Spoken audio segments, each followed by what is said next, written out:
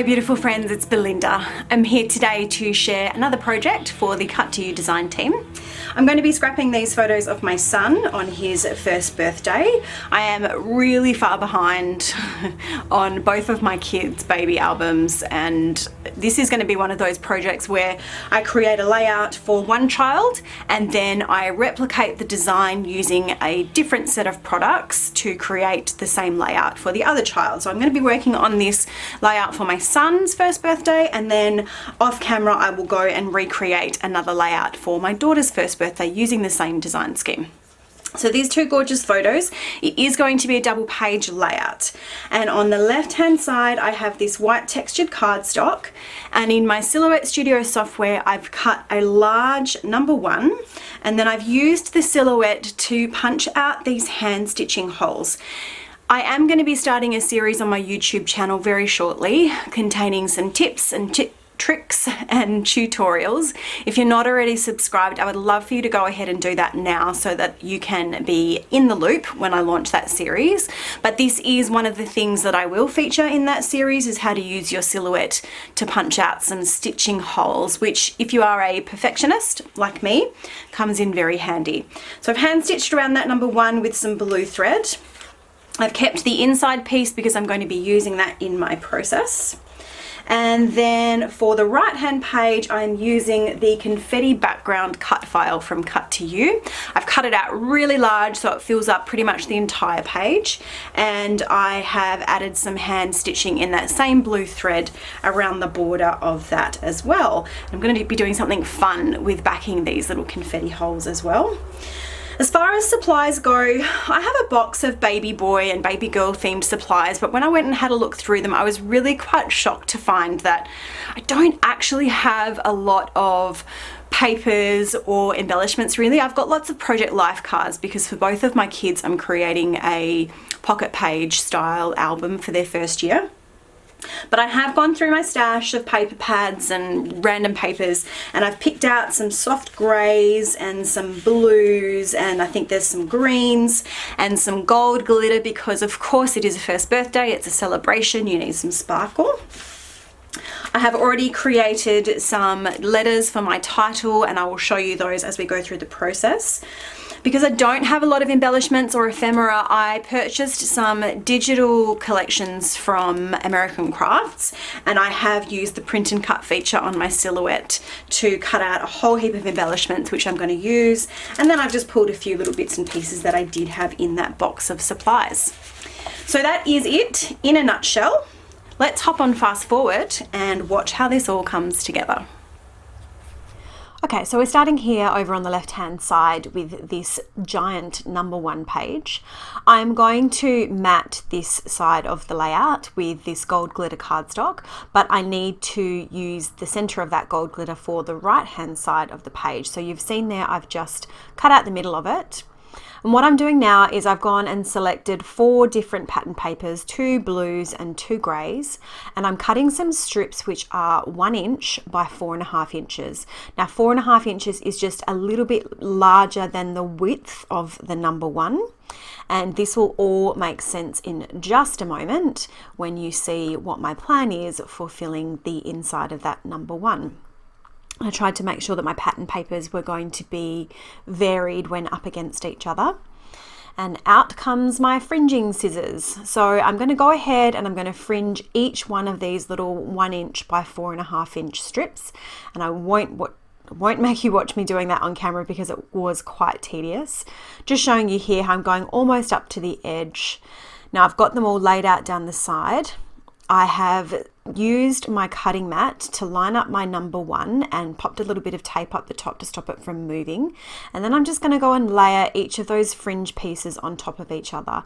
And I'm layering them 1/2 inch apart so the fringing overlaps, but not too much. And the reason that I'm using the cutting mat is just to make sure that they're lined up and nice and straight. And I've gone and adhered all of those down, and now I'm ready to attach it to the back of that #1. I'm I'm using a nice thick layer of glue because, of course, with those fringed paper layers, there is lots and lots of texture and there's not a whole lot for the glue to grip onto solidly. So I wanted to make sure that there was plenty of adhesive to have it stick really good. And I'm using my little messy mat because I have used so much glue. I know that there's quite a bit is going to squelch out from the sides and I didn't want that all over my cutting mat.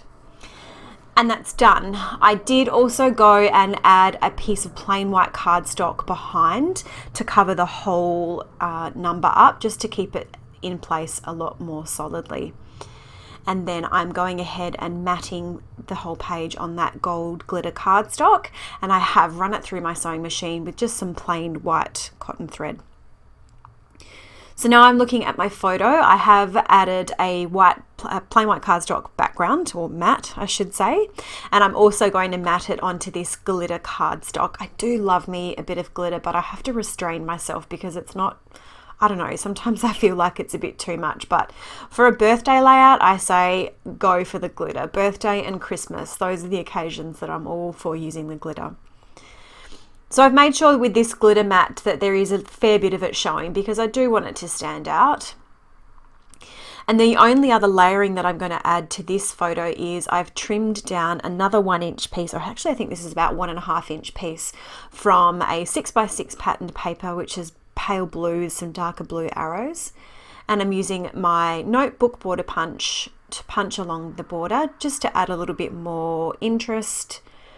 And then I'm going to add that to the bottom, just to the bottom of the photo, gluing it down, and then I will trim off the excess with my scissors. And that is all that I'm doing for the photo mat on this page, because that fringed paper in the number 1 is really the standout feature. And it definitely draws your eye to that photo. I didn't feel like I needed to add any extra layers behind the photo.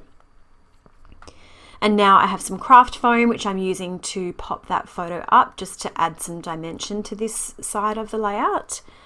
Trimming that down, and then that will go in there next to the number 1. And now I'm off grabbing the alphabet letters that I have already punched out. So I used a die set in my Cuttlebug, and I actually created my own dimensional alphas. So the first layer is from that same glitter cardstock, and then I cut an additional 3 layers from just a plain white flat untextured cardstock. And I'm coming up close now here to see, so that you can see exactly what I mean. So I've just layered up 4 layers there, which gives it a nice bit of depth. It's got the look of a thicker, but of course it's completely customizable. You can use whatever patterned paper you like. So investing in some dies, if you have a die cutting machine, I think is a really good thing. Now you'll notice that the lighting has changed a little bit here because I did have to come back at night once my kids were in bed. So I'm in my pajamas and I have my light on, which unfortunately is not quite as good as the beautiful springtime daylight that we're having here in Perth at the moment. But I've come back now to finish this off, and I have pulled out all of those little die cut embellishments. So as I mentioned in the intro to my video, I don't have anywhere near as many baby girl and baby boy themed supplies as I thought I had for scrapbooking. So I did go onto the American Crafts, or the AC Digital's website, and I went back and I purchased some older collections from Pebbles and Crepe Paper, where there were some really beautiful baby boy and baby girl themed collections that you just can't buy anymore. But I have purchased those, and I'm planning on using them with the print and cut feature on my silhouette in the software. And definitely all of these die cuts that you're seeing me work with here are from those digital collections.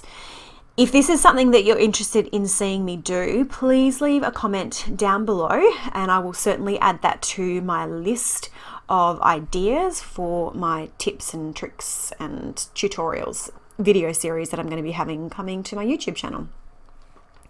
So while I've been chatting away about those die cut pieces, you'll see that I have created 3 little embellishment clusters here nestling around my photo.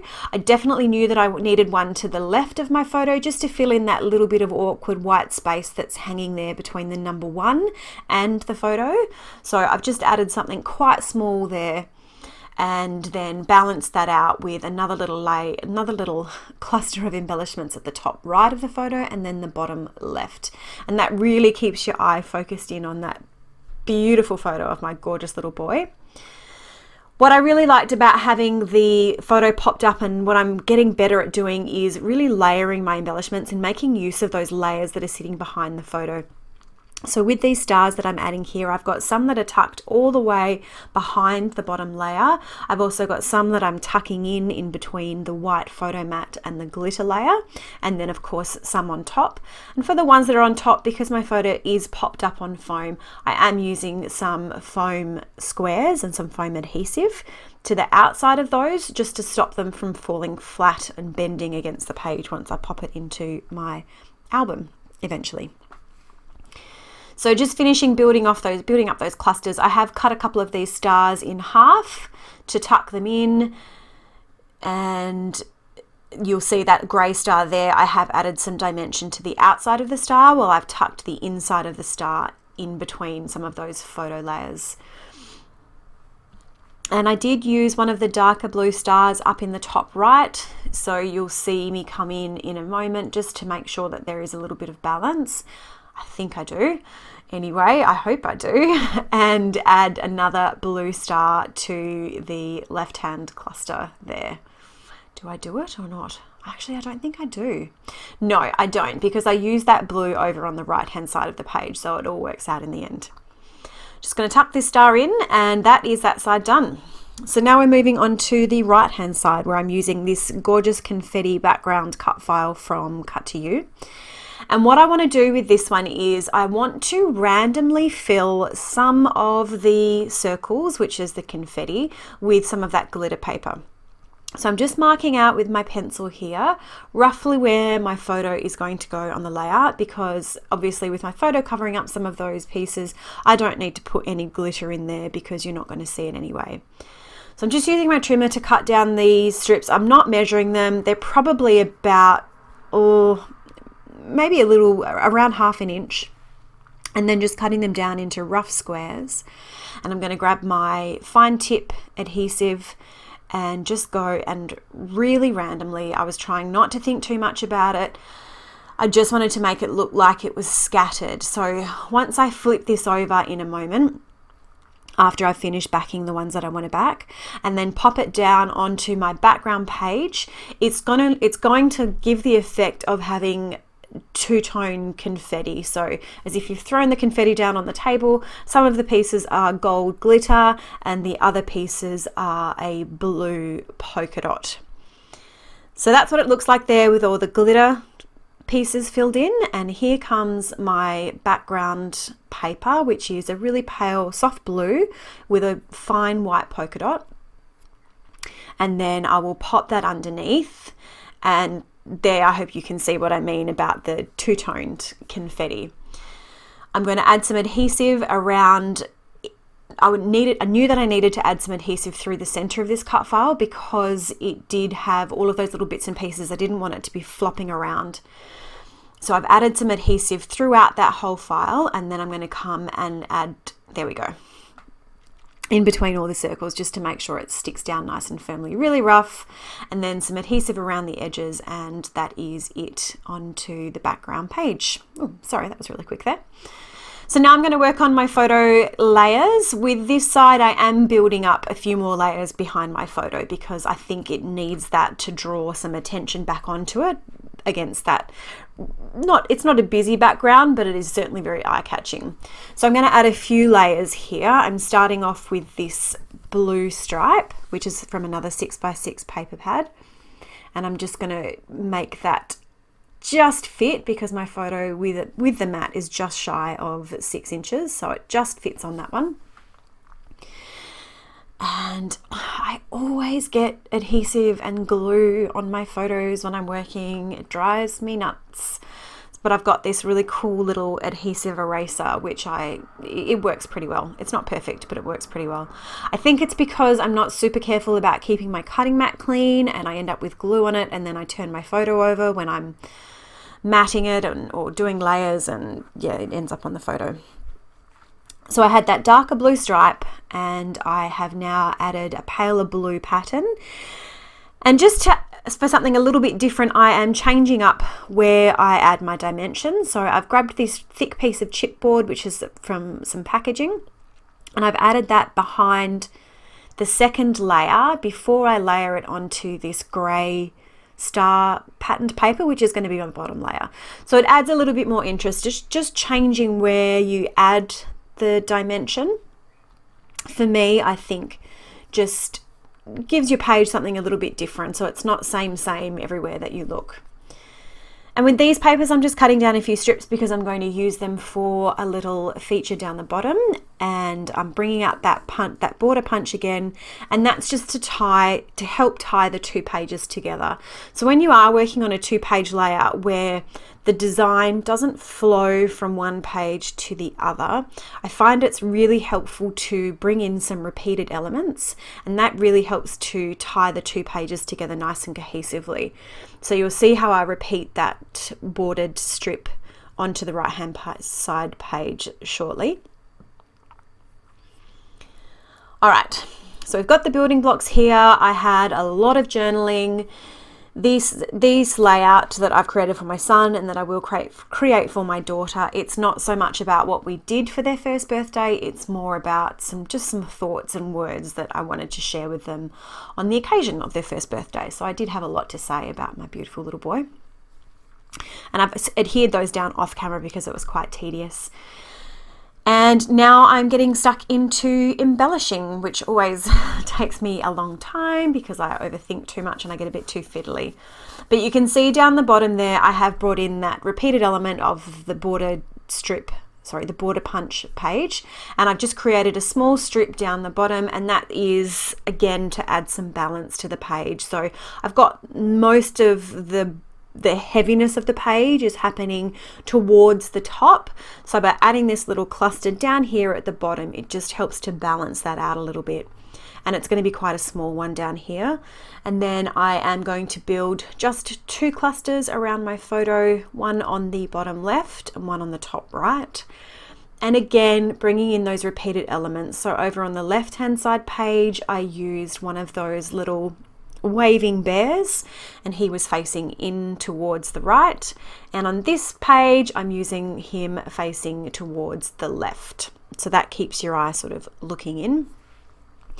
And I'm trimming down die cuts as I need to because I am tucking them in behind the layers of the photos. I don't want to waste a whole die cut by having half of it covered up by the photo, so I've got no problems with trimming them down when I need to. And what that means is that I get 2 embellishments to play with. So as with over on the other page, what I'm doing here is I'm making sure that I'm adding some dimensional foam to the outside of these die cut pieces when they are going to be partially stuck down on the photo. And I noticed here when I was using my foam squares that they're not super sticky, and I'm really concerned now about the longevity of the adhesive that I'm using, because I have noticed in some of my older albums that things are starting to fall apart. So I'm using a little bit of extra adhesive on some of those foam dots just to make sure that they will stay stuck down in the long term. These sweet little clouds are so cute, so cute, and I cut so many of them out. I'm going to end up with lots and lots of die cuts from what I created left over, and that's fine. They'll just all go into that little stash kit for future baby boy layouts. And as I've already talked about, what you've just seen me do there is I'm making sure that when I'm layering up these embellishment clusters that I am varying where I'm placing the die cut pieces. So some of them are sitting flat behind those photo layers, and you can see there I'm tucking them in at different places, and that's just a bit of added visual interest. And I have a couple of cloud layers up the top there. And just lots of slow fussing and slow messing around. So what you're not going to see me do on camera, which I will talk you through as I am very tediously finishing off my embellishment clusters, is I've grabbed 3 different colors of Nuvo drops and I have scattered those randomly across the page. This time around, I used 2 crystal drops and 1 jewel drops. You do see those in the close-up photos, which I have coming at the end of the video. And also at the end of the video, if you stick around right through, I will have the photo of the replica page that I made for my daughter. So the design scheme was exactly the same, or the design was exactly the same. It's just using 2 different sets of products. With my daughter's layout, it was lots of pinks. With my son's, it's lots of greys. And that is a technique or a tip that I picked up from Teresa Moxley of Larkin Design during her In My Pocket Kids scrapbooking class, and she has just announced over on her blog that she's going to be holding a second set of classes for that. So I highly recommend going and checking that out if you do have kids and if you are scrapbooking your kids' stories, documenting your kids' stories, because she's got some really great tips for getting up to date and staying up to date, and time-saving tips like this one. If you've got more than one child and you're documenting similar stories, just scrap list yourself, save yourself some time. Whatever you do on one, do on the other. So while I've been chattering away there, I'm sticking down some stars. I've built out that little cluster down the bottom. It's just really simple, just some stars. And this is where, as I mentioned on the left-hand side page, I am adding some more of those darker colored blue stars just for some balance. And because those blue stars appear in 3 different places, which you'll see in the photos at the end of the video, it really helps to keep your eye moving across both of the pages, because they do pop out quite a bit. The color of them makes them stand out quite a bit. So it does keep your eye moving around the page, which I think you really need to do. So here comes the close-up photos. I hope you've enjoyed watching this. It was a bit long and I did a lot of talking. I have got links down below to the cut file, the confetti cut file, if you want to grab that for yourself from the Cut to You cut shop. And as always, thank you so much for watching, and I hope you have a great day.